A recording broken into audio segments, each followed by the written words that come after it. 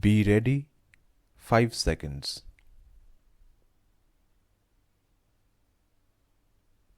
Climate change is real. It is happening now as I speak. It is no more a talk of the past that climate change will occur if actions are not mindful. In fact, the pandemic has shown it. The spread of the virus has triggered an unprecedented worldwide response composed of rigorous social distancing, bans, ambitious economic packages, and programs for vaccination, and for a while it has eclipsed all other crises, including climate change. But climate change cannot be put in the back burner. Now, it is a moment for mobilization against climate crisis. We saw examples of healing of nature during lockdowns, which, though very short lived, saw a rebound. We all know Delhi's AQI improved during lockdown. Even the health of River Ganga has seen significant improvement during lockdown. I do not say that we have to go back to lockdown, but we have to be mindful. If the world waits for climate change to trigger an impact similar to COVID-19, it will be too late. Given the threat of climate change on human society and economy, action against climate change should have been already underway. Climate change will increasingly have dramatic effects on poverty, inequality, as well as human and ecosystem well-being. The impacts will furthermore affect the disadvantaged and vulnerable population through food insecurity, higher food prices, income losses, losing livelihood opportunities, adverse health impacts, and population displacements. So, fighting climate change requires a collaborative approach in all spheres of society. It has to be top down at macro level and awareness at micro level. In our villages, among the tribals and women, we see a lot of sustainable practices. So, our micro level handling will not be a problem. If it is to redress the inequalities linked to climate change, its response must also see significant support from high income countries towards the rest of the world because they have the resources.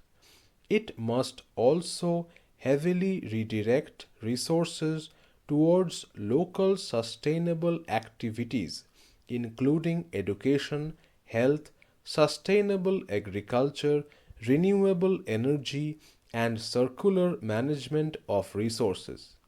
A just transition to a sustainable model of development would be beneficial from a socio-economic perspective. It would create a large amount of local employment, reduce exposure to volatile, expensive, and largely imported fossil fuels, bring innovation, and generate vast savings from improvements in human and ecosystem health. In addition, the solutions to decarbonize are largely available and in most cases cost effective also. We should also learn from the indigenous people constituting about 5% of the world population. Indigenous people are vital stewards of the environment. Traditional indigenous territories encompass 22% of the world's land surface, but 80% of the planet's biodiversity. A third of global forests, crucial for curbing gas emissions, are primarily managed by indigenous people, families, stakeholders, local communities. Indigenous foods are also particularly nutritious, climate resilient, and well adapted to their environment, making them a good source of nutrients in climate changed areas. Their ways of life and their livelihoods can teach us a lot about preserving natural resources, growing food in sustainable ways, and living in harmony with nature. Mobilizing the expertise that originates from this heritage and these historic legacies is important for addressing the challenges facing climate change today and also in the future. Here are six of the many ways in which indigenous people are helping the world to combat the climate change. Their traditional agricultural practices are resilient to climate change. They conserve and restore forests and natural resources. Indigenous foods expand and diversify diets. Indigenous foods are resilient to climate change. Indigenous territories hold 80% of the world's biodiversity. Indigenous peoples' lifestyles are locally adapted and respectful of natural resources.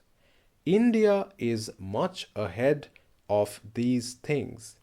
The pressure to speed up mitigation and adaptation is at an all-time high. India is doing well under the leadership of Honorable Prime Minister Shri Narendra Modi ji in achieving its mitigation commitments of reducing emission intensity and enhancing renewable capacity. India is targeting 450 gigawatts of renewable energy capacity by 2030, and it has launched mega solar and green hydrogen missions. To strengthen adaptation and resilience, India can do the following. First, it can be well prepared for climate change with high quality meteorological data. With improved early warning systems and forecasting, we can tackle the crisis better. Second, for sustainable production system, it is necessary to develop well-functioning markets for environmental friendly products and disseminate them for the desired behavioral change. Third, it is important to encourage private sector participation for investment in adaptation technology and for designing and implementing innovative climate service and solution in areas such as agriculture, health, infrastructure, insurance, and risk management. Fourth, we need to protect mangroves and forests to address climate-related risks by blending traditional knowledge with scientific evidence and encourage local and state actors to actively participate.